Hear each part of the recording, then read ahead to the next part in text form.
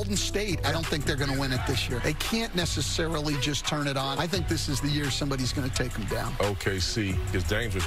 And Russ, he's going to be a wild card going against the Warriors. Curry, long distance. It's good. Steph Curry with way downtown. And George rising up for the thunderous slam. I don't think anybody can stop me one-on-one, period. 6 on the shot clock for Westbrook. Oh, you got to shake what your mama gave you. That's not with me. It's my job to bring energy every night. Thunder have to have the worst sponsorship in the league. That Loves patch is absolutely hideous, and frankly, it's probably taken away from some of their swagger. I thought Kevin Durant was going to play in this game for obvious reasons, right? But I like that he didn't because it shows that everybody has big picture in mind and that the team is comfortable telling KD to sit. Maybe he wanted to sit, but I highly doubt it. So I liked the fact big picture, even though it was a bit disappointing not to see him back in OKC. Right away, watch Russ try to shoot the gap, and he pays the price. And that would kind of be the theme of this game, Russell Westbrook and his hard-headedness. Now, on the other end, they went right at DeMarcus. I think they wanted to get him in foul trouble and test him like most teams do, and he held his own. Adams, you see he gets to the line here. And then this is what was a little bit concerning in the beginning of the game, the offensive rebounding. They've got a lot of big bodies, a lot of length, a lot of quick leapers, and that's an area where we can be attacked. But it was clear, just like in the Houston game, we were locked in and ready to go, and we've got Prime Clay doing what he do, 3-ball. Andre, once again, getting the start for Durant. I like that, and I think it points to how healthy and how good he's feeling at this point in the season. I'm not sure in previous years they would start him at this point, right? They'd be kind of trying to monitor his knees and health. Now he slips the screen, and Steph finds him for the dunk. Y'all ready to see the hardest spot on the floor to make a shot from? It's right here. Right in between on the baseline there. It's just not a shot where you get shots from. And when you're open, maybe with your back to the basket as a post move, but not a shot like that. What I love that Clay's been doing of late is when he has a guard switched on him or a smaller guy, he's abusing him. He's making him pay the price. He's big boying him in the paint. You're going to see him work it inside out to DeMarcus, and this is really the final piece to the puzzle for his game. Been very impressed with his passing and his defense. If he starts knocking the 3-ball down, man. Now here, I don't agree with this double. I think maybe it was kind of a sneak attack here, and it's more of a lack of respect for Ferguson on the perimeter. But I think Boogie can more than hold his own against Adam, and then you see Draymond go down here. Take another look at this. Live speed, I didn't agree with the call that it was an offensive foul, but you can see not only does he rack him in the eyes, then he pulls his shoulder down. It's kind of a dangerous play. And yeah, call me biased, but I agree with the call. When you yank on someone's shoulder in the air like that and you got him in the face. Kick me in the Jimmy! No way. Billy Donovan not pleased with the call. Draymond coast to coast. And I show this to show Steph, that's the first time he tried to spike one. Here's the thing with OKC. If you slow them down and play a half-court game, they don't have the offense to do it. The timing from Iguodala on his contests from Paul George lets me know he studied his rhythm. He was on point with that. You see DMC out in transition, then do the blender spin the other way in New Zealand because he gets Adams at the rim with the spin cycle.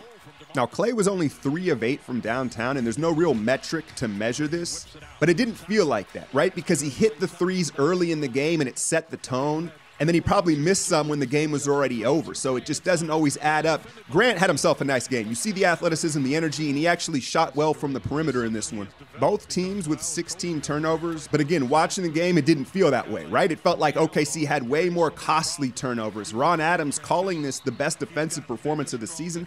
I'm not sure about that because I think part of it was the Thunder just not playing well. Watch Steph bait Steven Adams into this. He stunts back at the baseline and then jumps the passing lanes. And he's going to get out here in a nice, safe finish at the rim, protecting it on the other side. Here's the thing ultimately with Russ and Billy Donovan. Russ needs a coach that tells him, you can't take that shot. That's not for you. And Donovan is not able to do that for whatever reason, and ultimately it's going to cost them in the playoffs. And then how about this guy, 3 of 4 from downtown? Where in the hell did that come from? Hey, I'm not complaining, though.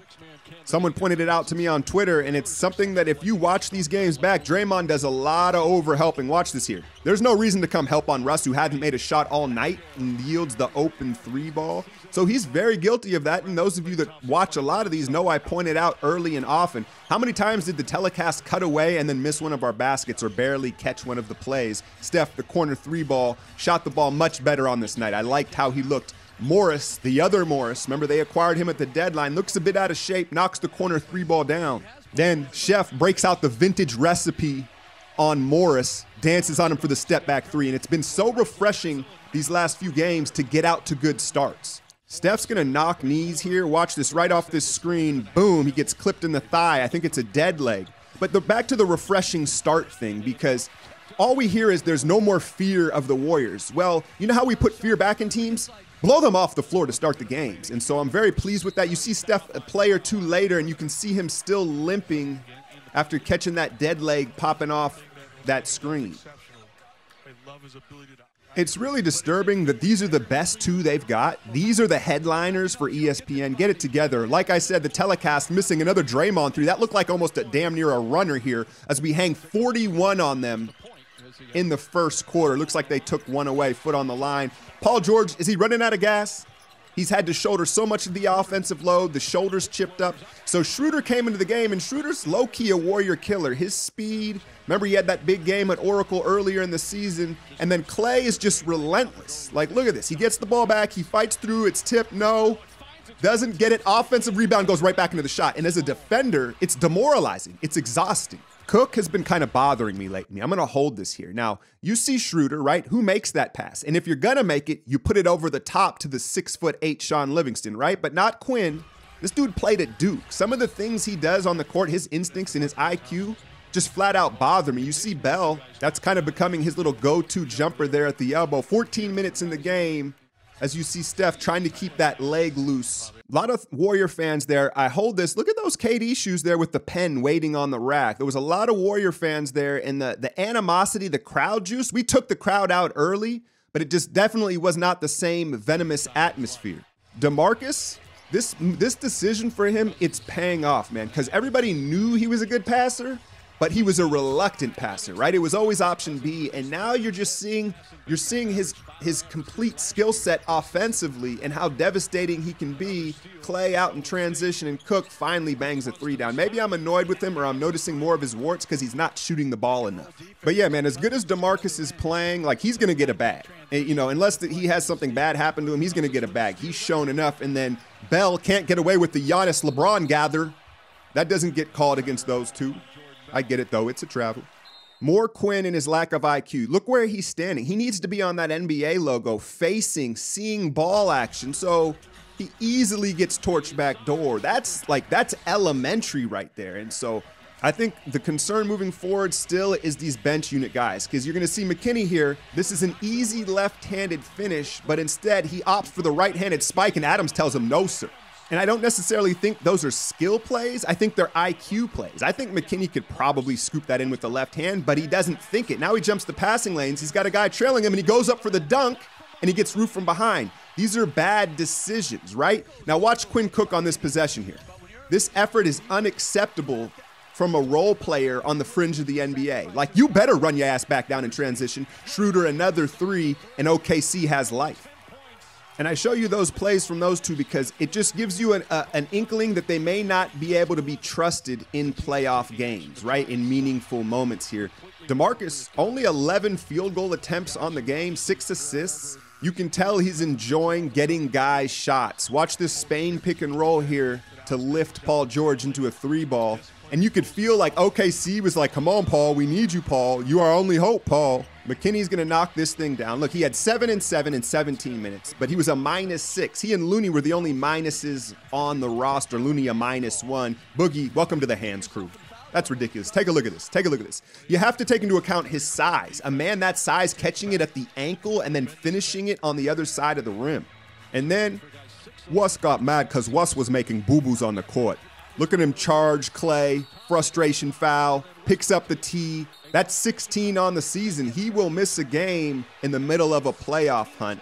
And he was just super frustrated, obviously, with his shooting performance. Kick me in the Jimmy! Take another look, though. The priceless thing is Boogie smiling and laughing with Clay. Because Clay's like, yeah, he knows what he's gotten into his head. And look at DeMarcus. He's like, we got him.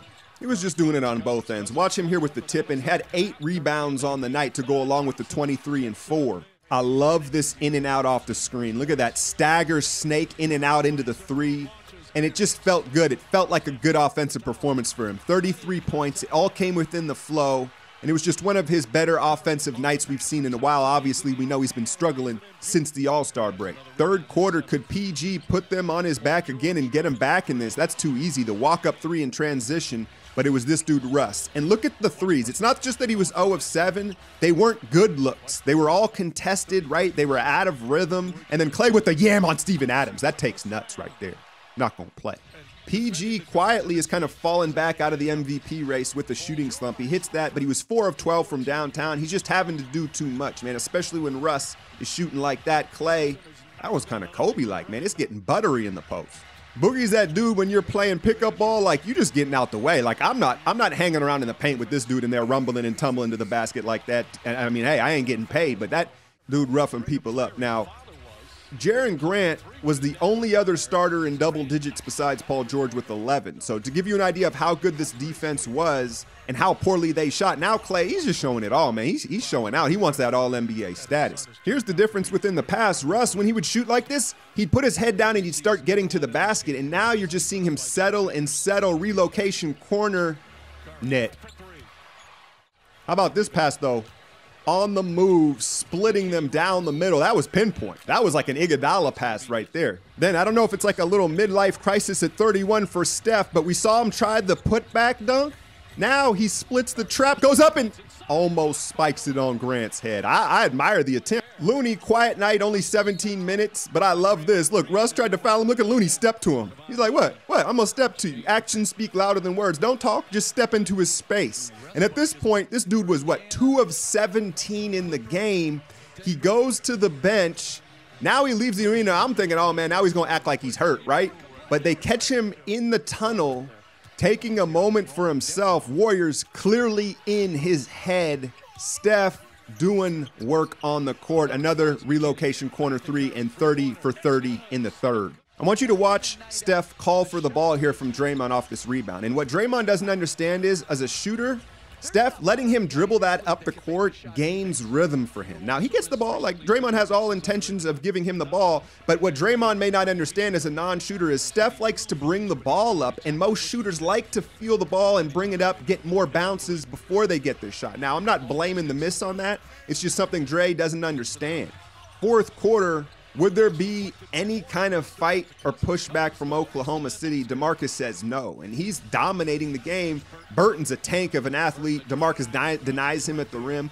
But we talked about the assists and just showing the complete game. Him and Livingston seeming to gain a nice rapport here on the court. And I think it's official. I know we've all been worried about, can he stay on the court and does he make us better? I think it's official. We can say DeMarcus on this roster makes us a better team. Now, are there going to be games where he shouldn't be in there? Of course. But overall, he's adding to this team, and it's exciting, y'all. Draymond, why not? Third three of the night. As we come into OKC minus Durant and really serve them up a demoralizing loss. You could read their faces on the bench, and it's the time of the year. It's March. You can't write this off at this point. It was just one of those wins that kind of meant something, in my opinion, especially without Durant. Now, you got San Antonio Monday, Indiana, Minnesota. It's a busy week, not necessarily anything marquee. It would be nice to end or snap this Spurs 8-game winning streak come Monday with a KD expected back in the lineup. Let's listen to the chef. And certainly in back-to-back road games against tough opponents as you find yourself. What is it about the challenge on the road that seems to bring out the best in your group? You know, all we got is ourselves on the bench, and top to bottom, coaches and players have been locked in, just giving a lot of energy and focus, especially to start games and giving ourselves a chance to capture momentum early, and that's what you have to do on the road. And obviously with K out, it's got to be a collective effort. Our intensity and energy has to carry us, and we've done a good job of that the last 2 games. You present so many challenges to a defense, but one of the things you do, and I'm going to have you look at it, Steph, is when you give up the basketball, your ability to reset and get it back. Is that built out of necessity or your training? Both, I guess. I've been doing it for a long time, and Kind of don't want to talk a lot about it because I'm going to give the secrets away. I don't blame you. It is certainly, as you look at the speed with which you are able to get it back, one of the most challenging aspects of it. But also, Steph, one of the things your group has found, certainly against Houston and then again tonight, is DeMarcus Cousins. Steve Kerr talked about maybe him getting a little bit more comfortable coaching him. What have you seen from DeMarcus that you can build on? I mean, his body looks good. He looks like he's more comfortable out there on the floor, knowing where his minutes are coming from. And I think we're just getting comfortable overall, not having to force it to him, but making sure he's featured. There's a nice balance to that approach. And I think early in the process, everybody's excited just to have him out on the floor. And then we hit a certain period where I think we were a little oversensitive to trying to give him the ball and not having a good flow to what we're doing. I think we've been able to evolve a little bit. I think we still get better, which is the exciting part. You surprised some people, Steph, when you said that last year was way more of a challenge for your group in many different respects. Does this game and the two you put back-to-back give you confidence that you perhaps have turned a corner? I think we've always had confidence. It's just a matter of when it's going to take hold on the court. At this point in the season, with less than 14 games left, I think it is, every game's important to build the right habits. So if we can accept that challenge every night, win or lose, just bring the right intentions, then come playoff time, we should be okay. So consider how the Phoenix game last Sunday went. I think we've rectified that so far. I imagine this feels better than that Phoenix game. Thank you, Steph. No problem. So long as like alchemy.